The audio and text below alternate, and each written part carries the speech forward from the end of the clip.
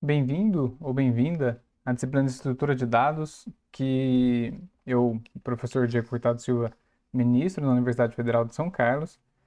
Ah, Nessa aula aqui, a gente vai começar com um conceito mais técnico de tipos abstratos de dados. Ela vai ser dividida em duas partes, em que eu vou falar um pouco mais da teoria, do que é esse tal de TAD, aí, tipo abstrato de dados, e depois eu vou implementar algumas coisinhas. Como essa aqui é a primeira aula do curso, eu já queria deixar claro que esse material aqui ele é honestamente roubado do professor Gustavo Batista, que foi meu professor, meu orientador enquanto aluno da USP, né? E hoje ele está na Universidade de North South Wales, na Austrália. Então, isso vai estar nesse primeiro slide dessa primeira aula, mas já fica aqui os créditos que daqui para frente a enorme maioria dos slides vem dele. Vamos começar falando o seguinte: o que são, dando nome aos bois, o que são esses caras? Tipo de dados, tipo abstrato de dados, e aí estrutura de dados, que é o foco aqui desse curso, né? Primeira coisa que eu vou falar é tipo de dado. Isso aqui todo mundo que já fez qualquer coisinha de programação sabe do que se trata. E daí para frente, de fato, vem a aula.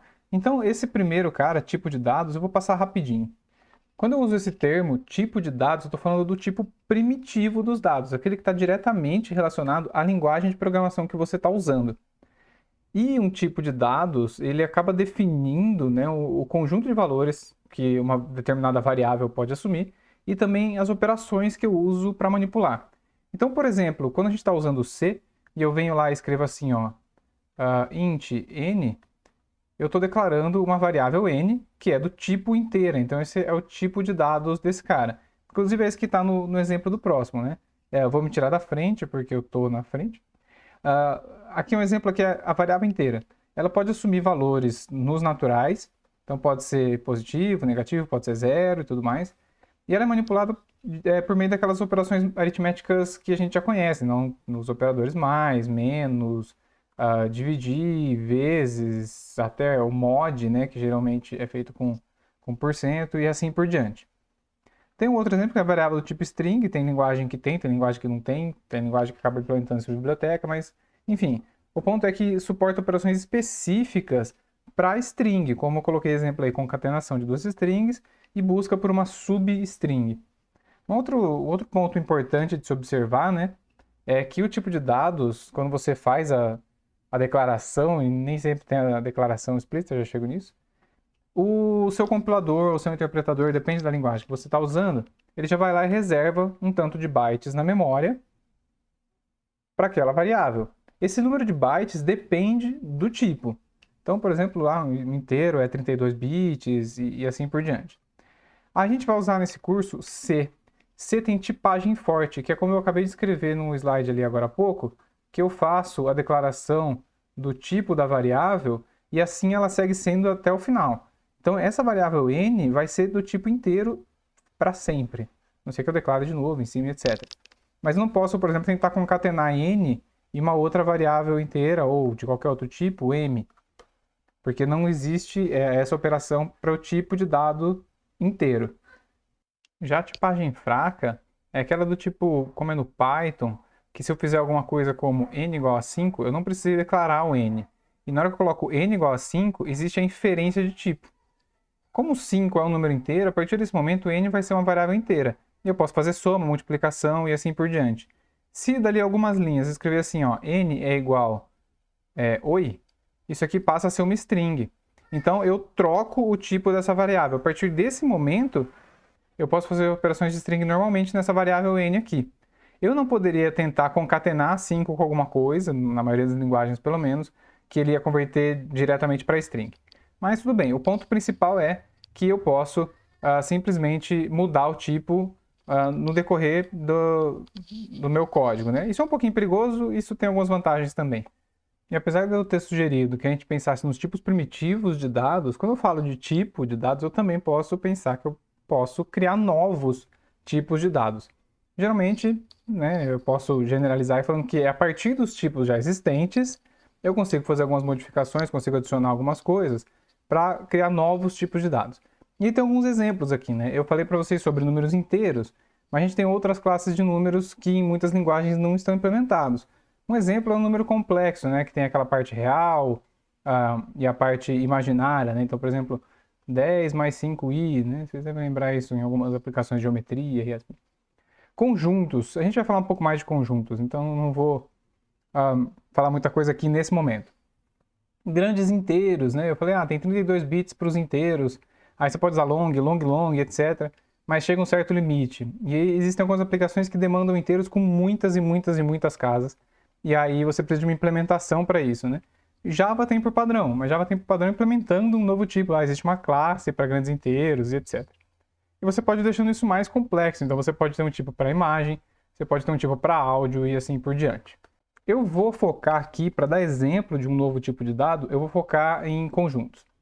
Mas antes disso, vamos pensar o que precisa, vamos pensar não, vamos colocar na mesa aqui, né, o que precisa-se para criar um novo tipo de dado. Primeira coisa, a gente tem que saber que um tipo de dado pode ser implementado de diversas maneiras. Geralmente, existe uma diferença em termos de eficiência entre essas maneiras diferentes de se implementar.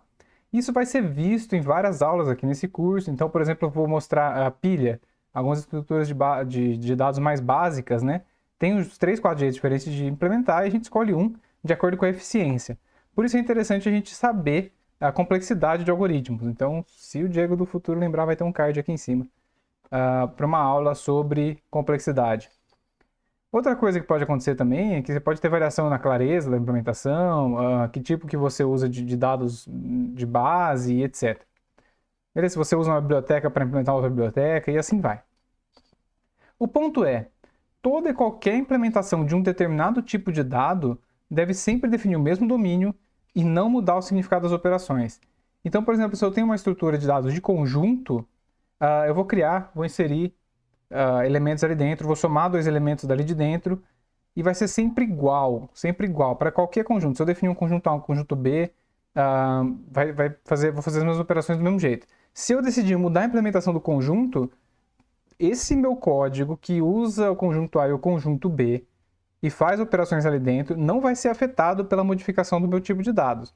E isso vai nos levar ao tipo abstrato de dados. Mas antes, vamos parar no tipo conjunto para dar uma olhada e entender um pouquinho melhor o que está nesse slide aqui. Então, o que é um tipo conjunto, né? Conjunto é aquela estrutura de dados, já estou adiantando, né? Mas é algo que armazena elementos de um tipo específico. Então, posso ter, por exemplo, um conjunto de inteiros, posso ter um conjunto de strings e assim por diante. Não tem ordem específica, conjunto não é ordenado, e também eu não posso ter repetição, né? Se eu tentar inserir um elemento 3, por exemplo, no conjunto, esse elemento já está lá, eu não insiro de novo. Então, operações de conjunto, né? Aqui são alguns exemplos, eu posso ter várias outras. Adicionar um elemento, remover um elemento, verificar o tamanho, né? Então, quantos elementos tem já inseridos no meu conjunto, verificar a pertinência, o exemplo que eu dei do 3 agora há pouco. Eu pergunto, o 3 está no conjunto? E assim por diante. Eu também posso fazer operações entre conjuntos. Então, assim como eu posso, entre strings, concatenar, entre números, somar e assim por diante, entre conjuntos, eu posso fazer operações de união, intersecção, diferença, subconjunto e todas aquelas coisas que a gente aprende quando a gente aprende teoria dos conjuntos. O que eu estava falando agora há pouco sobre o mesmo tipo de dados poder ser implementado de vários jeitos diferentes, eu tenho um exemplo bem claro aqui. Quando eu estou em aula presencial, que tem mais tempo, a gente pode interagir, eu peço para que as pessoas tentem adivinhar, me dizer mais ou menos como que eu implemento o conjunto desses 3 tipos, tá? Mas, vamos lá, de modo bem rápido aqui. Se eu for usar um vetor ordenado, eu posso simplesmente fazer o seguinte, né? Eu insiro 1, aí eu coloco 1 aqui. Aí eu insiro o elemento 10, aí eu coloco um elemento 10 aqui. Aí eu quero inserir um elemento 3, eu tenho que dar um jeito de colocar ele aqui, né? E aqui não vai ter uma casinha no vetor, então eu tenho que empurrar o 10 para lá, inserir o 3 e aqui por diante, tá? Então o que vai acontecer nesse caso é que cada inserção, potencialmente, eu posso ter que empurrar todo mundo para o fim. Então uma inserção nesse cara vai custar O de n. Ao mesmo tempo, se eu quiser fazer uma consulta de pertinência, por exemplo, eu posso fazer, uma vez que ele está ordenado, uma busca binária. Então, uma consulta nesse cara vai ser O de log base 2 de n. Então, vamos pensar se eu fizer agora com vetor não ordenado. Quando eu tenho vetor não ordenado, eu simplesmente insiro lá no final do meu vetor. Então, toda a minha inserção, se eu tiver um ponteirinho ali, um índice, né, falando qual que é a última posição do meu vetor, toda vez que eu inserir um novo elemento no conjunto, eu faço em O de 1. É tempo constante, né? Eu simplesmente adiciono ele lá no final e esse ponteirinho de final eu passo para frente. Agora, se eu quiser fazer uma operação de busca de pertinência aqui, né, vai ser O de N, porque vou ter que fazer uma busca sequencial, não consigo fazer uma busca binária, e essa busca sequencial é O de N. Então, quando que eu uso um e quando que eu uso o outro? Bom, se as minhas duas opções são esses daqui, eu tenho que pensar o seguinte: se eu quero fazer bastante consulta, a consulta do primeiro caso aqui, ó, ela é mais eficiente. Então, eu vou usar um vetor ordenado. Se eu estiver fazendo muita inserção e pouca consulta de pertinência, então, como a inserção no vetor não ordenado é mais rápida, eu opto pelo segundo. Então, por isso que em algumas linguagens, como o próprio C++, no caso, né, que tem estruturas de dados já implementadas, etc., mas principalmente no Java, você vê algumas variações da mesma estrutura de dados.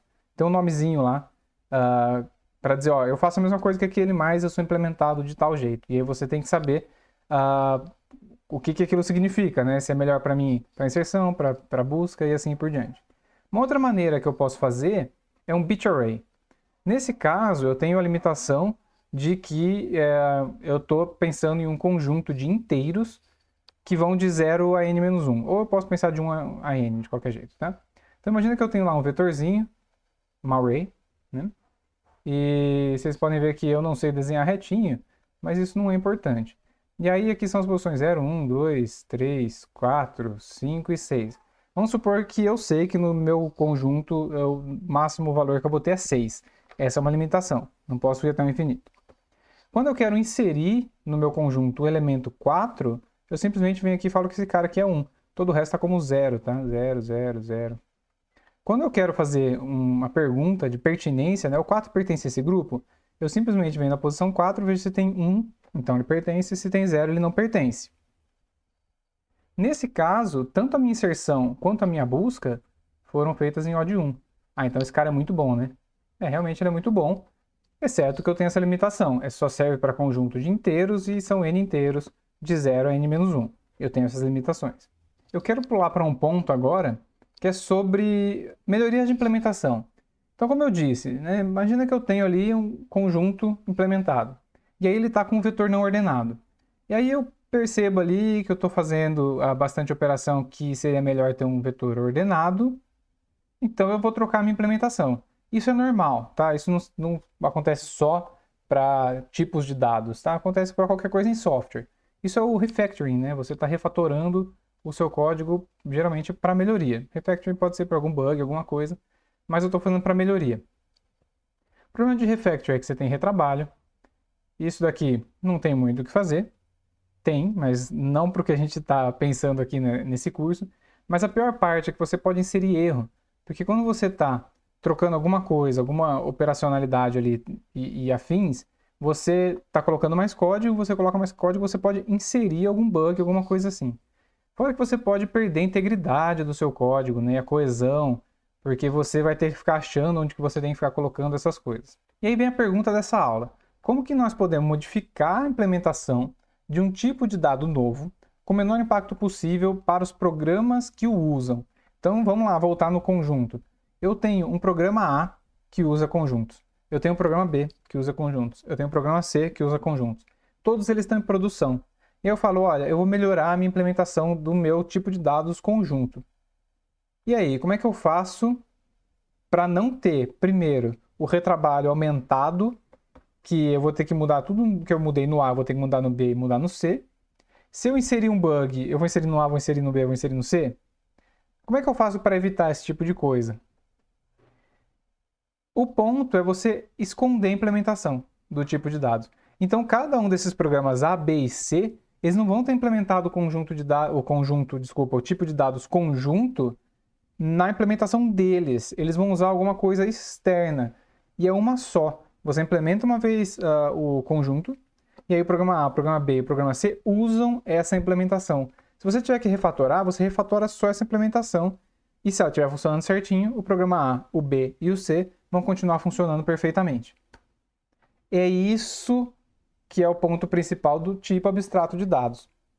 Então, um tipo abstrato de dados é basicamente um tipo de dados que ele é desvinculado da implementação principal do seu programa. Assim como um tipo de dado, né, o TAD, ele é definido por esse par, que são os valores, de dados a serem associados. Então, por exemplo, no conjunto, se eu fizesse um bit array, seria valores inteiros até n-1. E O são as operações. Então, no caso lá, seria a junção dos conjuntos, né? União, intersecção, seria inserir, ver pertinência e assim por diante. Esse slide podia ter um título, seria esse aqui, ó, abstração. Esse é um conceito, para quem conhece PO, já famoso, assim, né? Já bem consolidado. E é o mesmo conceito, tá? Que eu posso definir da seguinte maneira.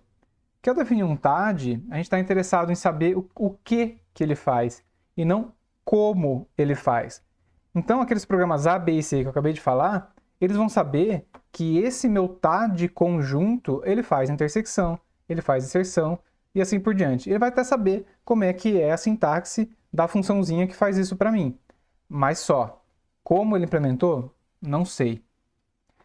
Eu gosto de usar o exemplo mais genérico assim, e para essa aula eu selecionei o TAD carro.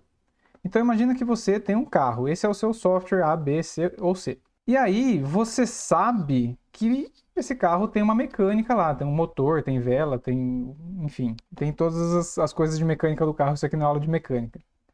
Até porque isso não importa. E exatamente esse é o ponto. Eu não preciso saber como é que funciona esse cara aqui. O que eu preciso saber é que eu tenho o volante e eu tenho os pedais. Eu tenho câmbio, tenho algumas coisinhas assim. Mas isso é completamente independente uma coisa da outra em termos do usuário, que no caso aqui é o motorista. Eu, usuário, sei que se eu girar o volante para a direita, o meu carro vai para a direita. Eu não preciso entender como é que é o eixo ali embaixo, como é que a roda gira, etc. Eu só preciso saber isso. Isso vai funcionar para um carro de qualquer marca, independentemente se o eixo é diferente da Volkswagen para Peugeot, para Renault, para Hyundai e assim por diante. A mesma coisa vale para os pedais. Se eu pisar no pedal da direita, o carro vai acelerar. Não importa se meu carro é elétrico ou se meu carro é movido a gasolina ou álcool e como é que o motor lida com esse tipo de coisa. O que interessa para mim é que eu sei como é que eu operacionalizo ali o meu carro. E exatamente esse é o ponto do TAD. E a gente chama então esses caras de implementação, que no tipo do dado aqui é a implementação do TAD conjuntos, no caso do exemplo, e a interface é o que o usuário ou que o programador usuário daquela TAD vai conseguir ver. A gente vai ver isso aqui na prática. Primeiro, vou fazer só um parênteses, né? Eu falei sobre abstração, tá até aqui grifado em azul, né? E de fato, né, isso aqui tem a ver com as coisas de PO, mas TAD e PO não são a mesma coisa. A ideia de capsulamento é similar, né, que tem aquela coisa do saber o que e não como, tá? Mas é só isso. O PO tem muito mais coisa do que o TAD. Então, por exemplo, o PO tem sobrecarga de operador. Um TAD, não. Tá? Eu não posso sobrecarregar o operador de mais, por exemplo, para string que o mais concatena. Isso é comum em várias linguagens, né? Não, eu vou ter que fazer uma função concatenar, algo desse tipo. Tem, para quem quer saber mais, né, de TAD versus PO, tem esses links aqui, eu espero lembrar no futuro, ali na hora de colocar o vídeo no YouTube, de colocar na descrição ali embaixo, tá? E aí, de TAD, eu entro em estruturas de dado mesmo. E aí eu fiz uma besteira muito grande nesse slide, que é o seguinte, eu coloquei uma definição da Wikipedia. Mas por que eu coloquei a definição da Wikipedia se a Wikipedia não é muito segura, etc? Bom, a definição que estava no dia 23 de setembro de 2021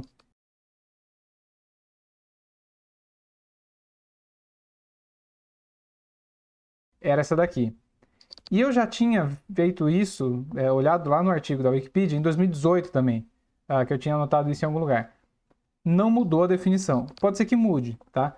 Mas o ponto é, essa definição que está aqui em cima, ela é muito boa. Ela é enxuta e ela corresponde à realidade. Se você for olhar em qualquer livro do Cormen ou algum livro específico de estrutura de dados, vai bater. Só que lá as definições são um pouco mais compridas. Então eu vou ler essa daqui que está no Wikipedia, que é muito boa. Quem escreveu está de parabéns, se é que foi uma pessoa só. Começa pelo seguinte, na ciência da computação, esse é o trecho que eu tiraria. Né? Porque o estrutura de dados eu não sei se tem alguma outra ciência que usa essa palavra, estrutura de dados. Então, uma estrutura de dados é um modo particular de armazenamento e organização de dados em um computador, de modo que possam ser usados eficientemente. Isso é importante. facilitando busca e modificação. Talvez o busca e modificação seja o jeito mais genérico que conseguiram achar. Durante essa disciplina, a gente vai ver que tem muito mais do que busca e modificação, ok? Mas, de fato, isso aqui resume bem a coisa. Então, não vou ficar colocando muitos exemplos aqui, porque é justamente sobre esses exemplos que são todas as aulas desse curso, tá? Mas vamos começar já então a colocar o que tem a ver TAD nesse mundo, tá? Uma vez que a gente define um TAD, a gente escolhe a estrutura de dado para representá-lo. Ou vice-versa, né? Se a gente quer representar se a gente der um determinado problema, que eu preciso de uma estrutura de dados tal, eu faço um TAD para aquela estrutura de dados. Então, essa aqui é uma definição meio cíclica. O jeito que está aqui é o jeito que está nos livros, né? Mas a gente pode pensar no contrário, tá? O ponto é, quando você olha isso, você pode pensar do jeito que eu estava falando sobre o TAD conjunto. O TAD conjunto, eu falei, olha, você pode usar um vetor ordenado, um vetor não ordenado ou um bit array. Esses três caras são estruturas de dados já. Então, aqui está um outro exemplo, né? Eu posso implementar a mesma coisa, o mesmo tipo de dado, usando um arranjo, que é... Os três caras que eu falei ali são variações de arranjo, né? Eu posso usar uma lista ligada, que vocês ainda não sabem o que é. Mas vão saber na próxima aula, se eu não me engano. Eu posso usar uma árvore, que vocês ainda não sabem o que é. Mas daqui a algumas aulas vocês vão aprender também o que é uma árvore.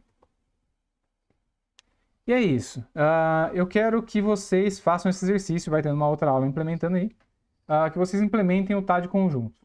Eu sugiro sempre fazer em C, porque aí você implementa de fato, né? Se você for fazer em Python, vai ter muita coisa pronta, o código vai ficar muito enxuto e você aprendeu menos porque você implementou menos. Podemos falar isso, né? Então tá, um conjunto é uma coleção de elementos em que cada elemento ou é um conjunto ou é um elemento primitivo chamado de átomo. Todos os membros são diferentes, nenhum conjunto contém duas cópias do mesmo elemento, então aqui estão alguns exemplos, né? Esse conjunto aqui não existe, porque está repetido esse 1 aqui.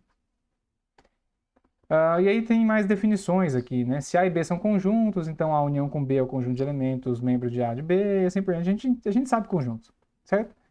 Mas está aqui as definições para vocês darem uma copiada quando vocês estiverem pensando quais são os tipos, quais são as operações e implementar. E aí você vai lá e coloca no mínimo essas operações aqui, ó. Inicializa, que é para eu começar mesmo, né? Zerar o meu conjunto lá. União, intersecção, diferença, pertence, insere, remove, e aí você pensa se tem mais operações que você queira colocar aqui, ó, outras operações.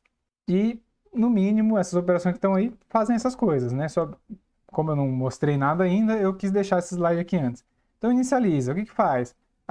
Eu começo um conjunto como vazio. Então, eu vou passar ali um A, eu defino no meu programa principal, né? Eu defino um conjunto A. Quando eu dou inicializa, eu passo esse conjunto A e tem um retorno, ou eu passo por parâmetro e tem um retorno que é o conjunto vazio. União, A, B e C. Eu pego A, faço a união com B e jogo isso para C. Intersecção, a mesma coisa, diferença a mesma coisa, no sentido de A, B e C é o que me retorna, tá? Nesse caso, eu estou pensando não como retorno mesmo, né? Para eu fazer isso, significa que eu estou passando um novo conjunto C e eu estou passando por referência, né? Então, lá no meu programa principal, eu vou passar por referência e eu vou alterar ele aqui na minha função e lá ele já vai estar alterado. Quero fazer o de pertinência, então eu passo um elemento e um conjunto, aí ele vê se esse elemento está aqui dentro, então retorno true ou false. Eu vou inserir, então eu vou modificar o elemento, desculpa, eu vou modificar o conjunto A inserindo o elemento X, e a mesma coisa vale para o remover, se é que ele vai estar lá. Esse cara é legal, porque esse cara você precisa necessariamente usar a função de pertinência, para você saber se você pode remover ou não. E aí eu quero que vocês pensem como que você vai fazer isso com vetor ordenado e vetor não ordenado. E, depois de implementar, pensa novamente, que eu já falei sobre isso, né? Mas pensa com a implementação os impactos do custo computacional de todas as operações. Eu falei de duas só. E aí pausa essa aula para agora, mas continua na parte 2. Então volta lá. Volta aqui.